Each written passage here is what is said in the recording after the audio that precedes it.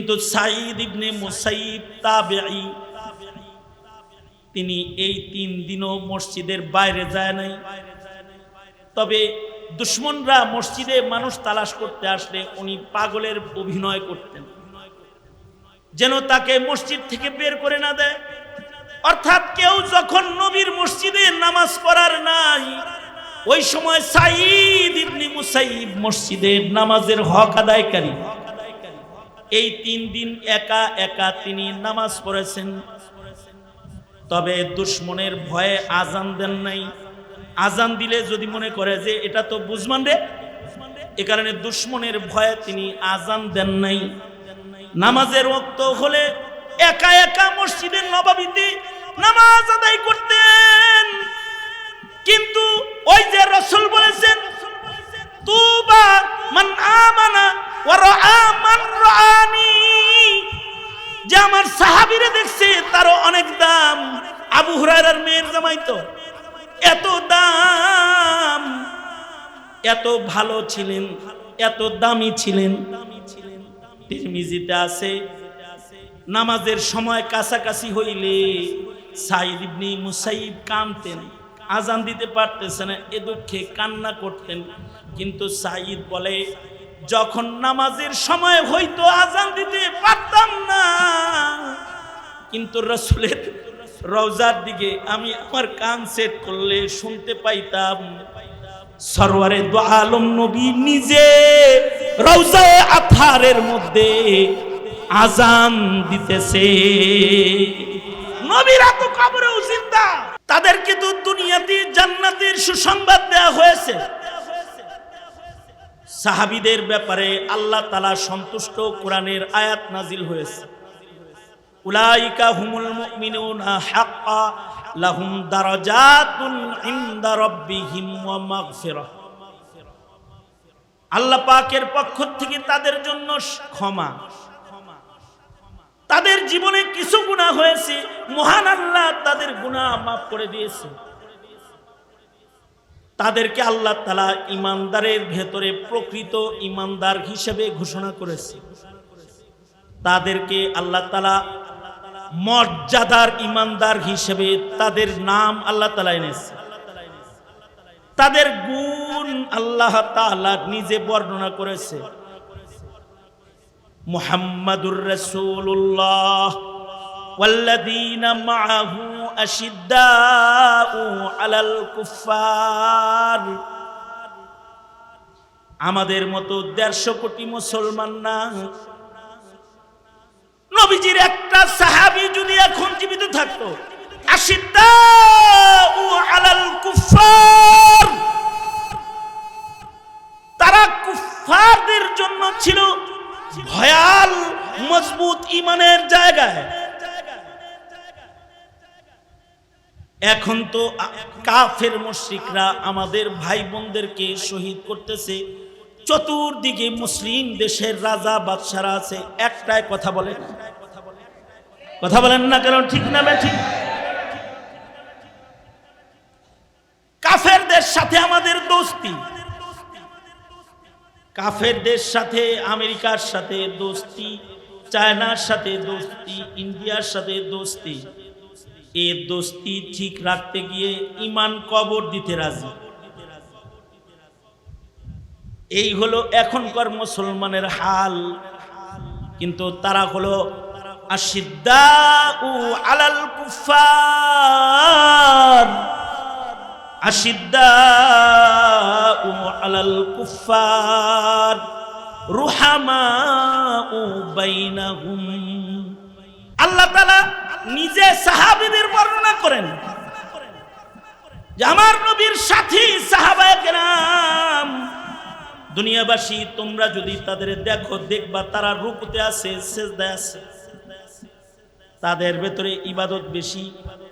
তাদের চেহারার দিকে যদি তাকাও, দেখবা সীমাহুম ফি উজুহিহিম মিন আসারিস সুজুদ, তাদের চেহারার ভেতরে সিজদার দাগ আছে। সাহাবায়ে কেরামের শান কুরআনে আল্লাহ নিজে বর্ণনা করে তাদের ইবাদতের গুণগান গায়। কারণ তারা লজ্জতে ইবাদতে ধনী ছিলেন, সারা রাত নামাজ পড়তেন। সারা বছর রোজা রাখতেন, আর আমরা রোজার মাসে রোজা রাখছি, এখন রোজা নাই। আমরা রোজার মাসে তারাবি পড়েছি, শাওয়ালে আমাদের ফরজ নামাজ নাই। আর তারা হলো তাদের ইবাদতের ভেতরে কোনো ভাটা নাই, তাদের ইবাদতের মধ্যে কখনো ভাটা পড়তো না। আরে সাহাবায়ে কেরামের ইবাদত তো অনেক দূরের কথা। ওই যে তুবা মান আমানা ওয়া রাআ মান রাআনি, সাহাবীকে যারা দেখছে তাদের ইবাদত অতুলনীয় ছিল। দিন যাইতেছে মানুষের দুনিয়ার জীবনের আসবাবগুলো সব দামি হইতেছে, কিন্তু দিন যাইতেছে মানুষগুলোই কম দামি হইতেছে। জাগার দাম বাড়তেছে, সরু সামানের দাম বাড়তেছে, মানুষের ব্যবহারের যত আসবাব আছে, জিনিসপত্র আছে, এগুলোর দাম বাড়তেছে। কিন্তু দিন যাইতেছে মানুষের দাম কমতেছে।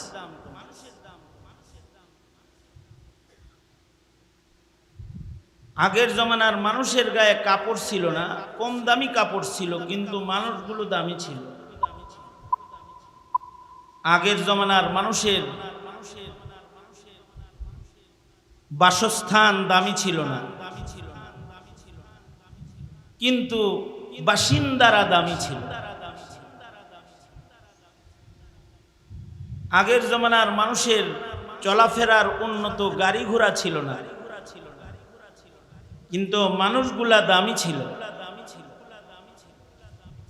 এমনকি আগের জমানার মসজিদগুলো উন্নত ছিল না, কিন্তু মসজিদের মুসল্লিগুলা দামি ছিল। মসজিদে সুন্দর সুন্দর টাইলস ছিল না, সুন্দর সুন্দর বাতি ছিল না, এসি ছিল না, কার্পেট ছিল না, কিন্তু মুসল্লিগুলা দামি ছিল।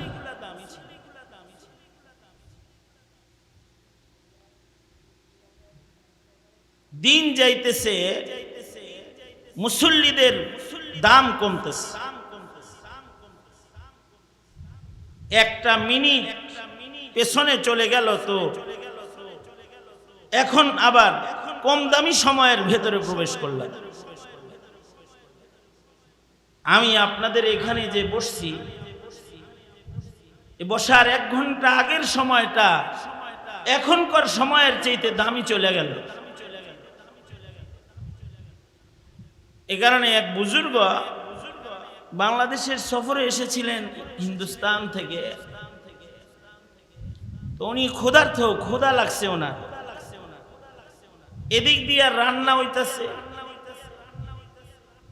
রান্না এখনো শেষ হয় নাই, কিন্তু ওনার ক্ষুধার যন্ত্রণায় উনি তাড়াতাড়ি খানা চাইতেছে। তো সবাই বলল তরকারি সব রান্না হইছে, ভাতটা গরম, ভাত আপনার সামনে ইকো বন্ধ করে দিতে কথা, গরম ভাতটা আপনার সামনে দেওয়ার জন্য গরম ভাত চুলায় আছে, তরকারি সব রান্না আছে, একটু দেরি হবে। তো উনি বললেন ঠান্ডা ভাত নাই, পান্তা ভাত নাই। তো মেজবান যিনি তিনি বলল পান্তা ভাত আছে। তো উনি বললেন যে ঠান্ডা ভাত পান্তা ভাত এটা আমার কাছে গরম ভাতের চেয়ে বেশি পছন্দের। সুতরাং তুমি যে আমারে গরম ভাত খাওয়াইবা বলে আমারে ক্ষুধায় কষ্ট দিতেছ, এইটা না কইরা আমাকে ওই পান্তা আর ঠান্ডা ভাতটাই আগে দিয়ে দাও। দিয়ে দিল। আমাদের সাথীদের একজন জিজ্ঞেস করলো, হযরত পান্তা ভাত আপনার কাছে পছন্দ কেন? আমি তখন জেলখানায়, তখন পত্রিকায় একটা আর্টিকেল পড়ছিলাম, ফজিলতুল পান্তা ভাত, মানে পান্তা ভাতের গুণাবলী আর। আর্টিকেলটার নাম। পান্তা ভাতের ভেতরে কি কি উপকার আছে? এই বুজুর্গ বললেন পান্তা ভাত আমার কাছে পছন্দ হওয়ার মূল কারণ হলো পান্তা ভাতের অস্তিত্বটা জমানায়ে নবুয়তের কাছাকাছি, আর গরম ভাতের অস্তিত্বটা জমানায়ে ফিতনার কাছাকাছি। ফিতনার জমানা, এটার কাছাকাছি হলো গরম ভাত, আর জমানায়ে নবুয়তের কাছাকাছি হলো পান্তা ভাত। ওইটার অস্তিত্ব আগে, তাই ওইটার মূল্য আমার কাছে বেশি। এই উম্মতের ভেতরে সবচেয়ে দামি হইলেন সাহাবায়ে কেরাম। নবীজির একজন সাহাবীকে যদি একদিকে রাখা হয়, সকল তাবেঈনদেরকে যদি আরেক দিকে রাখা হয়, তো সব তাবেঈর চাইতেও একটা সাহাবীর দাম আল্লাহর কাছে বেশি হয়ে যায়।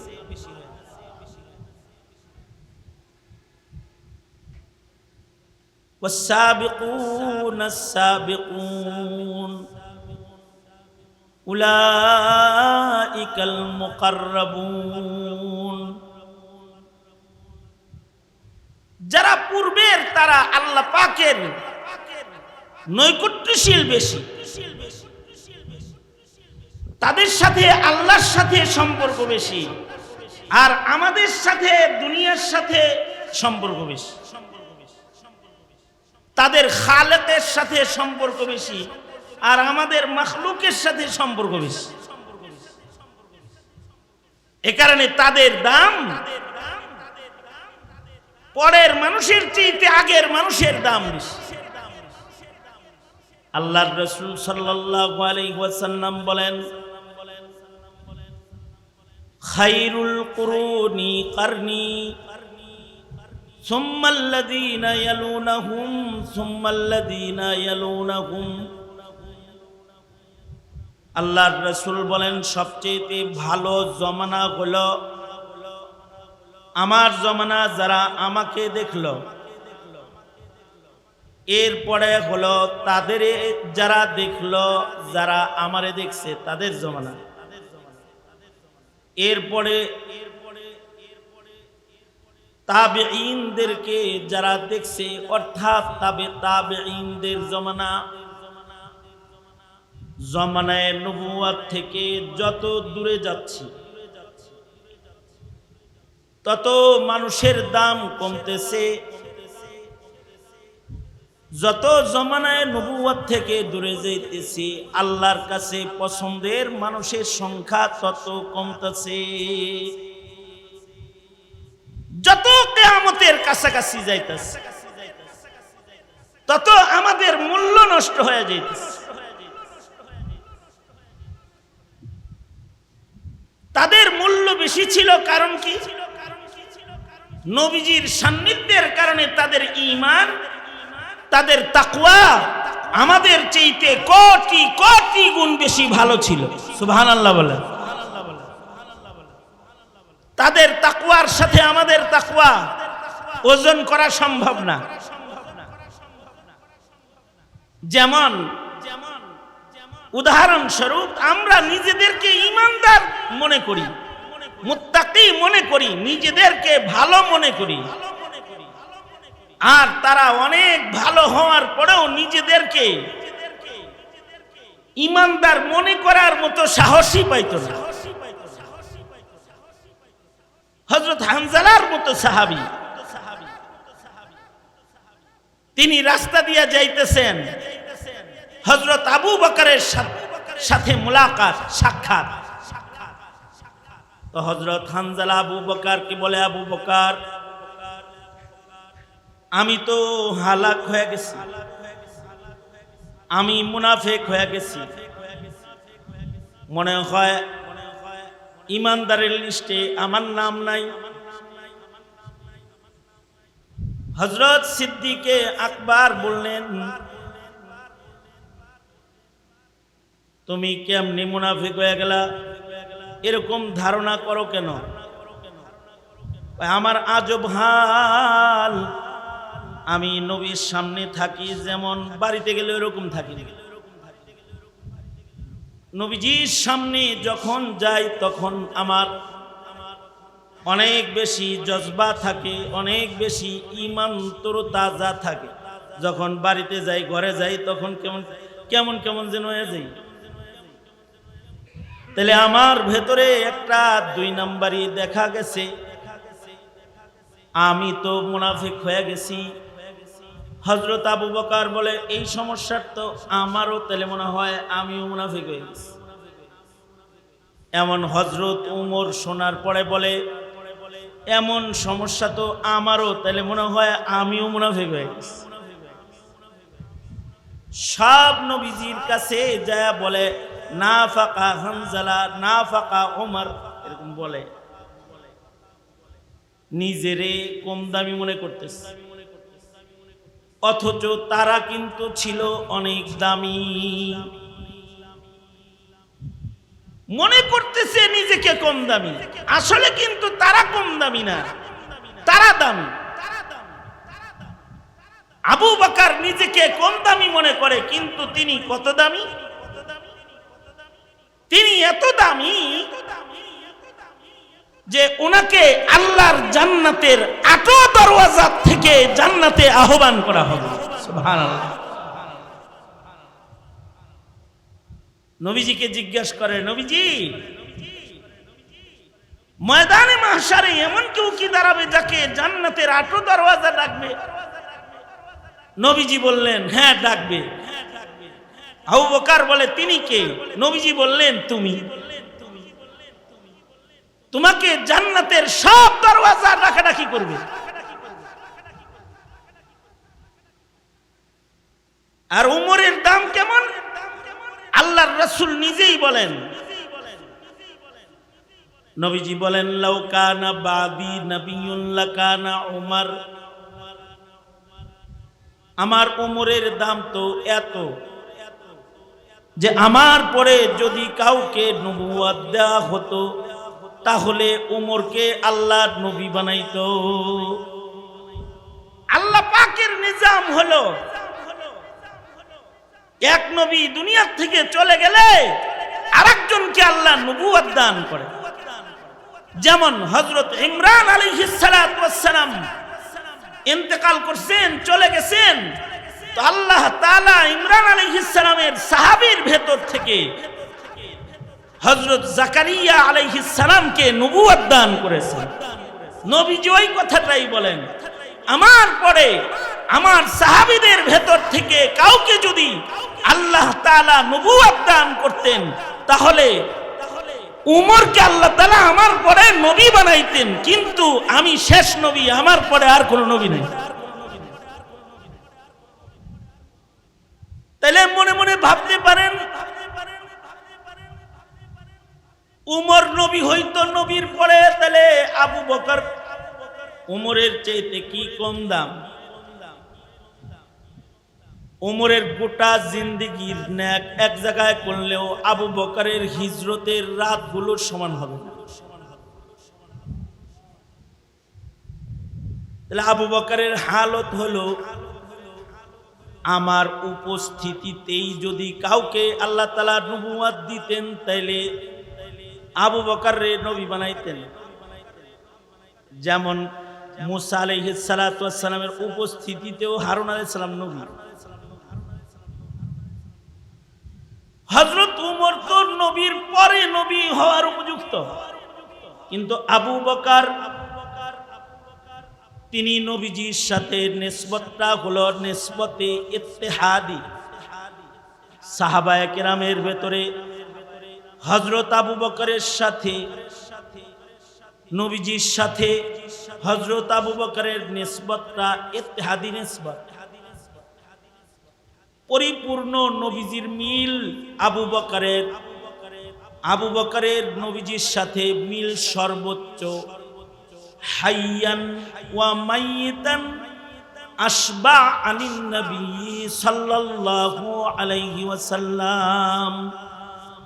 আবু বকর তো জীবিত এবং মৃত উভয় হালতেই নবীজির রঙে হুবহু রঙিন। আল্লাহু আকবার কাবীর। এই রকম শান আবু বকর। ওনারা নবীজির রঙে রং ছিল, তাই আল্লাহর কাছে ওনাদের পছন্দ। সিবগাত আল্লাহ ওমান আহসানু মিনাল্লাহি সিবগা। দিন যাইতেছে নবীজির রং আমাদের ভেতর থেকে কমতেছে। নবীজির আদনা থেকে আদনা সাহাবী সম্পর্ক, অর্থাৎ যারা রাসূলকে দেখেছেন তাদের সর্বনিম্ন সাহাবী যে সবচেয়ে কম সহবত যিনি উঠাইছেন, হযরত ওয়াহশী অথবা হযরত তামিমে দারি, নবীজির বিদায়ের বছর কালেমা পড়ে মুসলমান হইছেন, ঈমানের সাথে নবীজিকে এক নজর দেখছেন। অথবা ফতেহ মক্কায় এরপরে মুসলমান হইছেন, কিন্তু নবীজি বলছেন, ওয়াহশী তোমাকে দেখলে আমার চাচা হামজার ক্ষতবিক্ষত দেহ এটা চোখের সামনে ভাইসা ওঠে। কারণ নবীজি কোন শহীদের জানাজা এতবার পড়েন নাই, সাইয়্যিদুশ শুহাদা আমির হামজার জানাজা যতবার পড়ছেন এতবার কারোর জানাজা পড়েন নাই। অর্থাৎ শুহাদায়ে উহুদের যার জানাজায় নবীজির সামনে হাজির করা হতো, ওই জানাজার সাথে হযরত সাইয়্যিদুশ শুহাদা আমির হামজাকে বারবার নবীর সামনে দিতে বলতেন, আর দেয়া হতো। নবী আলাইহিস সালাতু ওয়াস সালাম হযরত ওয়াহশীকে বলেন, তুমি আমার চাচাকে কেমনে কেমনে মারছো, একটু শোনাও তো আমারে। শোনাইছে, এমনি এমনি আপনার চাচাকে আমি শহীদ করছি। নবীজি বললেন, এই রকম ভয়ঙ্কর কায়দায় তুমি আমার চাচাকে মারলে, আল্লাহ তোমাকে মাফ করে দিছে, কিন্তু তুমি আমার সামনে আইসো না।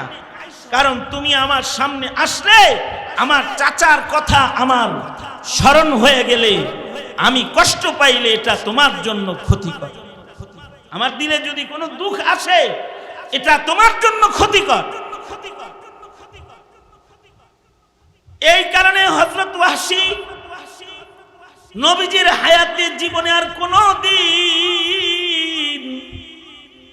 আল্লাহর রাসূলের সামনে জীবনে কোনোদিন আর যান নাই। গাছের আড়ালে দাঁড়ায় দাঁড়ায় তিনি আল্লাহর রাসূলকে দেখতেন, দেয়ালের আড়ালে দাঁড়ায় দাঁড়ায় রাসূলকে দেখতেন, নবী যেন ওনাকে না দেখে। উনি নবীজিকে দেখতেন কিন্তু নিজেকে আড়াল করতেন, যে আল্লাহর নবী যেন আমাকে না দেখেন। এমনকি সকল নবীরা যেহেতু কবরে জিন্দা,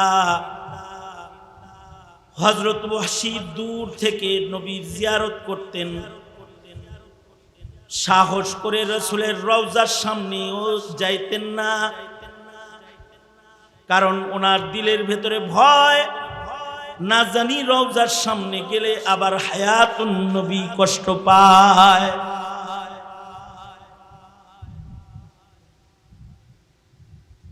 এইরকম একেবারে যে সাহাবী নবীজির সোহবত সবচেয়ে কম উঠাইছে, এইরকম একজন সাহাবীর দামও সকল তাবেঈর চাইতে বেশি।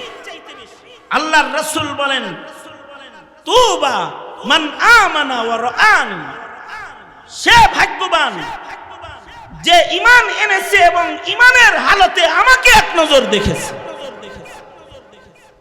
সে দামি হয়ে গেছে। ওয়া তুবা মান আমানা ওয়া রাআ মান রাআনি, এরপরে সে দামি যে ঈমান এনেছে আমাকে দেখে নাই কিন্তু আমার সাহাবীকে দেখেছে, সে তাবেঈ, তার দাম বেশি। তবে তাবেঈ আর সাহাবী দাম কি রকম ব্যবধান? হযরত আব্দুল্লাহ ইবনুল মুবারককে জিজ্ঞেস করা হয়েছিল, যে আমিরে মুআবিয়ার দাম বেশি নাকি ওমর ইবনে আব্দুল আজিজের দাম বেশি? ওমর ইবনে আব্দুল আজিজ বিশিষ্ট তাবেঈ, সাইয়্যিদুত তাবেঈনদের অন্যতম একজন, যারা সাইয়্যিদ তাবেঈদের ভেতরে, তাদের ভেতরে একজন, যার আমলে বাঘ আর ছাগল এক ঘাটে পানি পান করেছে। আল্লাহু আকবার কাবীরা। এখন তো জুলুমের দুনিয়া। আর ওমর ইবনে আব্দুল আজিজের জমানা ছিল বাঘ ছাগলের উপরে আক্রমণ করে নাই, এমন জমানা বাঘ ছাগলের উপরে আক্রমণ করে নাই। আর এখন মুসলিম নারী শিশুর উপরে অত্যাচার চলছে।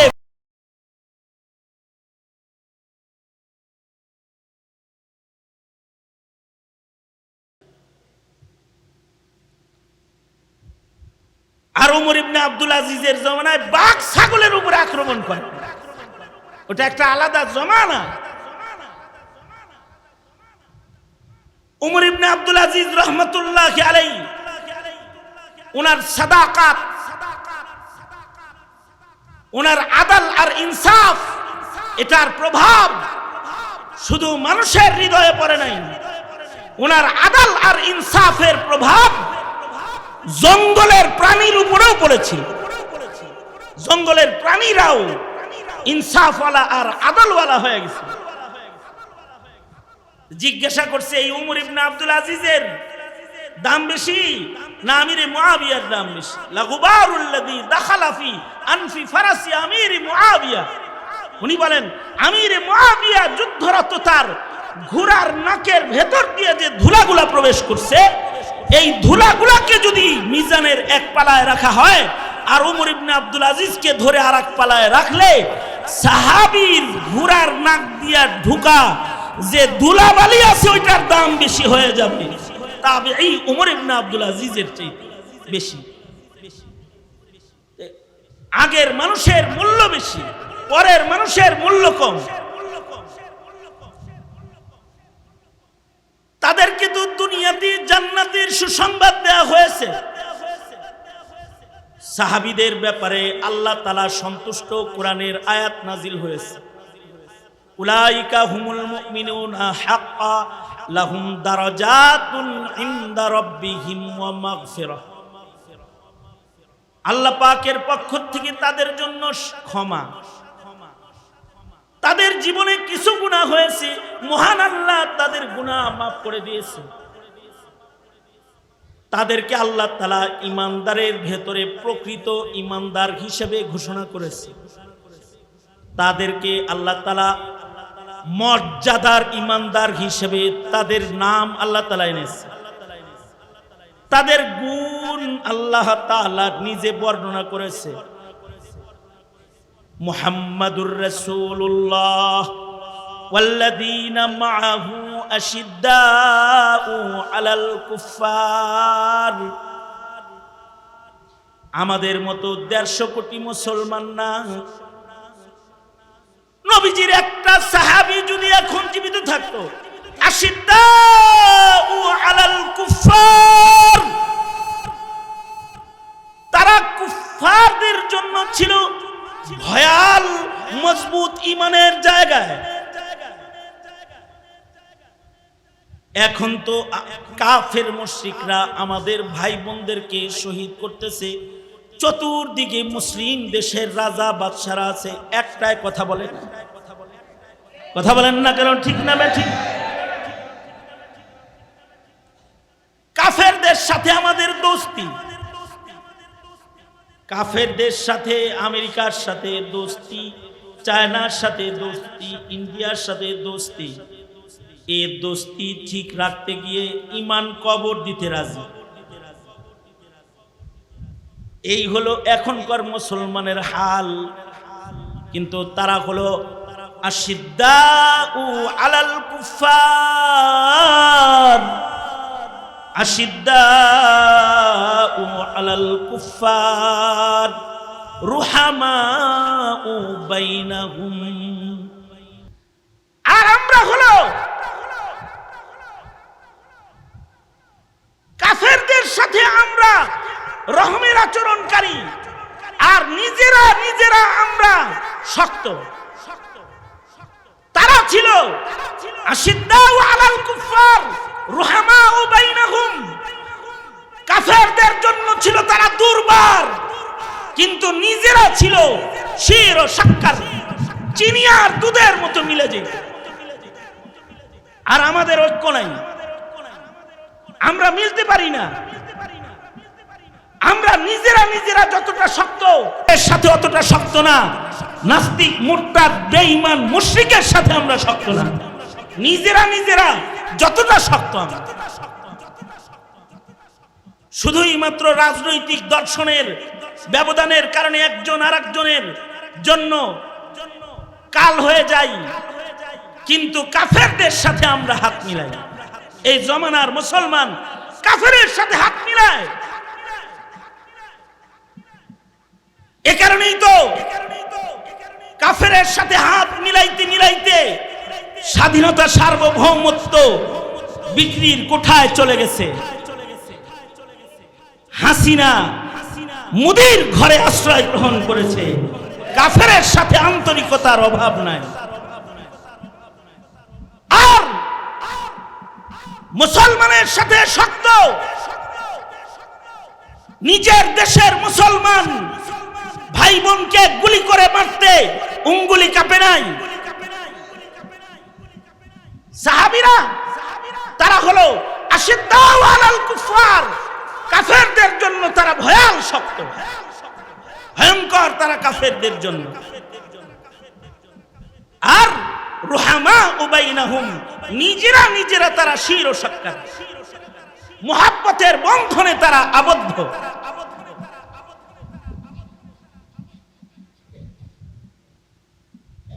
জাতি ইতিহাস না পড়ার কারণে, ইসলাম মুসলমানদের ইতিহাস এই জাতি না পড়ার কারণে তারা মনে করে কি, আরে সাহাবীরা নিজেরা নিজেরা মারামারি করছে।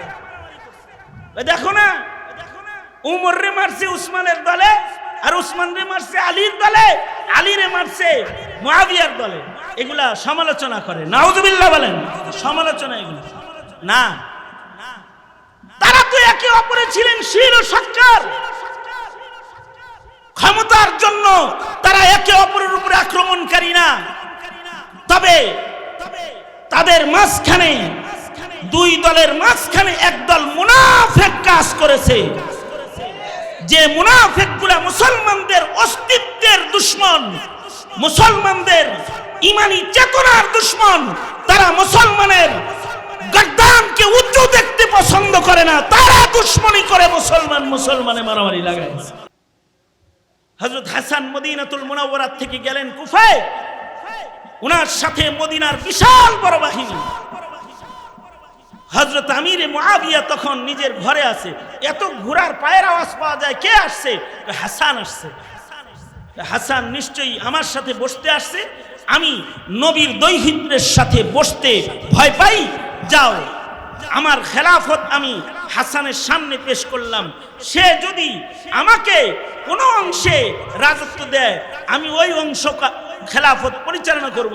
সে যদি কোনোটা নিতে চায় নিয়ে যাক, অথবা সে যদি পুরাটা নিয়ে যায়, আমি আমিরে মুআবিয়া নবীর দৈহিত্রের হাতে পুরা খেলাফতের চাবিকাঠি দিয়ে দিতে প্রস্তুত আছি। ওনার রাজ্যে খালি কদম রাখছে কুফায়, আর এটা বলে দিচ্ছে। দূতেরা ঈশা যখন হযরত হাসানকে বলেছে, আমিরে মুআবিয়া তো খেলাফতের চাবিকাঠি আপনার কাছে পেশ করেছে, আপনি ইচ্ছা করলে কুফার কিছু নেতৃত্ব তাকে দিতেও পারেন, না ইচ্ছা করলে নাও দিতে পারেন। হযরত হাসান বলে, তোমরা কি নবীজির মুখে আমার ব্যাপারে ঘোষণা শোনো নাই? আমি সাইয়্যিদ, সাইয়্যিদের ইত্তিবা করা, কথা মানা তোমাদের জন্য জরুরি না? সাহাবীরা কেউ কেউ বলে হ্যাঁ জরুরি। তাহলে চলো, আমার নির্দেশ হলো যেই আমিরে মুআবিয়া খেলাফত নবীর দৈহিত্রের সম্মানে দিয়ে দিতে পারে, সে খেলাফতের লোভে খলিফার আসনে না, সে আসলে তার দক্ষতার কারণে তার এলাকা নিয়ন্ত্রণকারী। সে শুধু তার এলাকার নিয়ন্ত্রক না, আমি নিজেও তার কাছে বায়াত গ্রহণ করলাম, তিনি মদিনারও খলিফা করলেন। রুহামা বাইনাহুম, তাদের ভিতরে একে অপরের মুহাব্বত বেশি, তবে কাফেরের জন্য তারা বড় শক্ত, তাদের ভেতরে ইবাদত বেশি।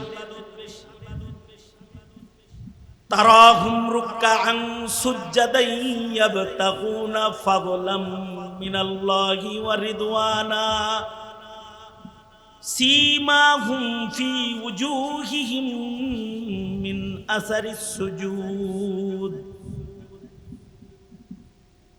আল্লাহ তাআলা নিজে সাহাবীদের বর্ণনা করেন যে আমার নবীর সাথী সাহাবায়ে কেরাম, দুনিয়াবাসী তোমরা যদি তাদের দেখো, দেখবা তারা রুকুতে আছে, সিজদায় আছে, তাদের ভেতরে ইবাদত বেশি।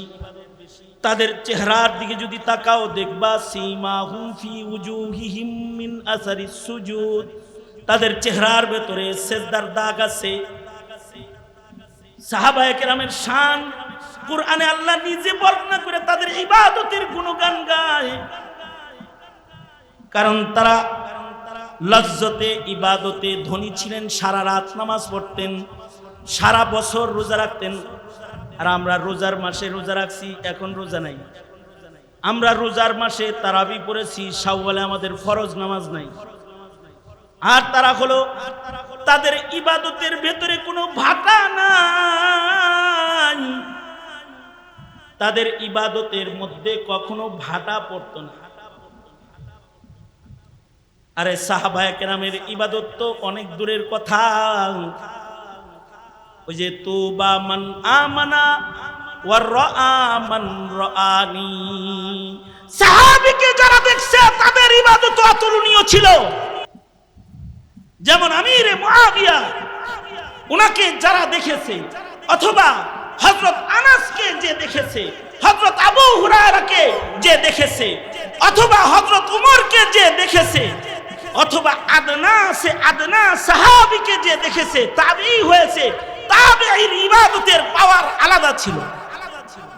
যেমন ইমামে আযম আবু হানিফা রাআ আনাসান, হযরত আনাসকে দেখেছেন, ইবাদতের পাওয়ার কি যে 2 রাকাত নামাজে 1 খতম কোরআন শরীফ পড়তেন। আমাদের তো সারা বছরে 5 পৃষ্ঠা কোরআন শরীফ পড়ে না, সারা বছরে হাফিজুল কোরআন হওয়ার পরেও খতম হয় না অনেক সময়। আর তারা প্রতি রাতে 2 রাকাত নামাজে 1 খতম কোরআন শরীফ পড়েছে। ইবাদতের পাওয়ার। তাবেঈদের ইবাদতের পাওয়ারও অনেক আলিশান। যেমন সাঈদ ইবনে মুসাইয়িব, তাবেঈদের সরদার তাবেঈ সাঈদ ইবনে মুসাইয়িব। সাঈদ ইবনে মুসাইয়িব হযরত আবু হুরায়রা রাদিয়াল্লাহু আনহুর মেয়ের জামাতা। সাঈদ ইবনে মুসাইয়িব হযরত আবু হুরায়রার মেয়ের জামাই। উনার ইবাদতের হালত কি? উনার ইবাদতের হালত হলো উনি সুদীর্ঘ 40 বছর সুবহানাল্লাহ বলার লেগে রেডি হয়ে বহেন। কথাটা আমি কইলেই তো মুখটা খুইলেন, বুবার মতো বয়ে দেন না, সুবহানাল্লাহ বলেন। উনার ইবাদতের হালত হইল উনি সুদীর্ঘ 40 বছর আজান দেওয়ার আগে মসজিদে যেয়ে বসে থাকছেন। 40 বছর। কয় বেলা? এক বেলা, 5 বেলা।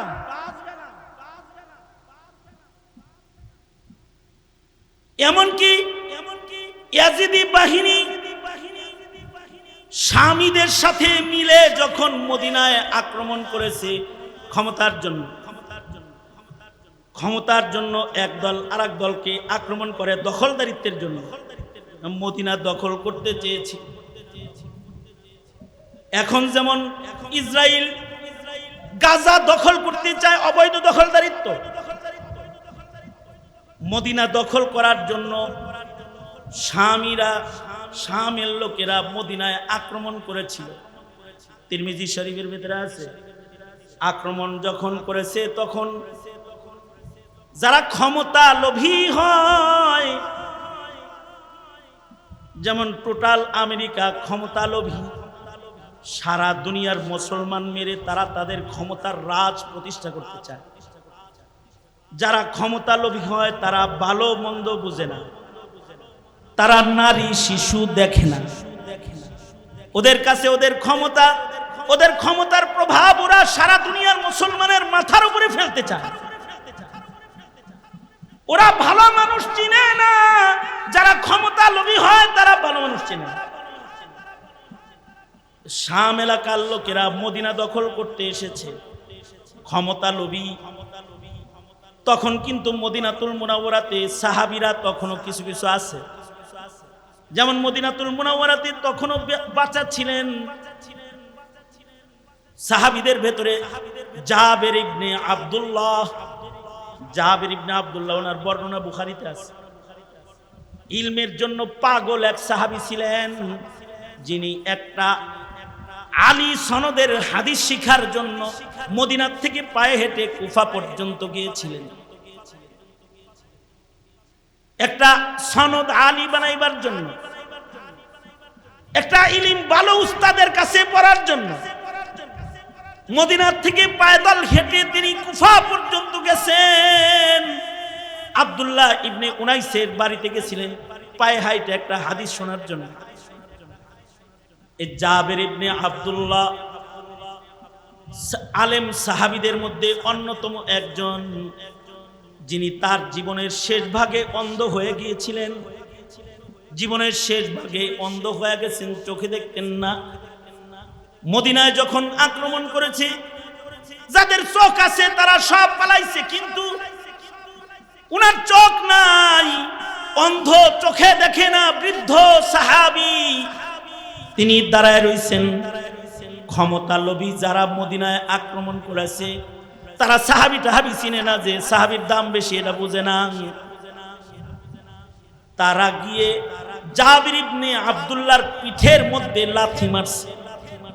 জাবির ইবনে আব্দুল্লাহ সাহাবী জমিনের মধ্যে গড়াগড়ি করে পড়ে গেছে, বুড়া সাহাবী পড়ে গেছে। এইভাবে আক্রমণ করেছে।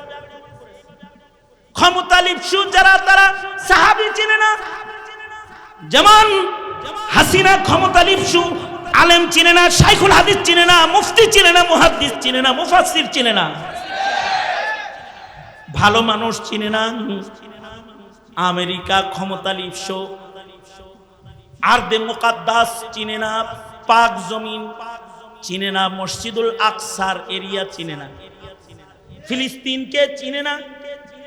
ফিলিস্তিন চিনতে হইব তো যারা ক্ষমতা লিপ্সু তারা ফিলিস্তিন চিনবে না।